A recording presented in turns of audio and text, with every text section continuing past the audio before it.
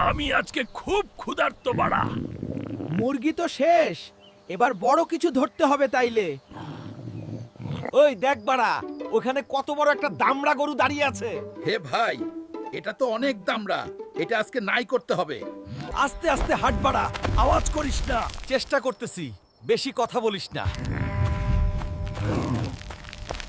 হাম্বা। আরে বাড়া, এত জোরে ডাকিস না, তোর মালিকরা সজাগ হয়ে যাবে। গরু তো দেখছি কথা বলে। কি রে বাড়া, কি দড়ি দিয়ে বেঁধে রাখছে, এত শক্ত কেন? আস্তে, সবকিছু শক্তি দিয়ে হয় না, কিছু বুদ্ধিও খাটাতে হয়, মাথা মোটা।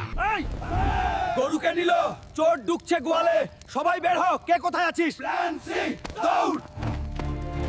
বামে না ডানে, বামে না ডানে। হাল্ক নিজের রাস্তা নিজে বানায়, তোর চিন্তা করতে হবে না।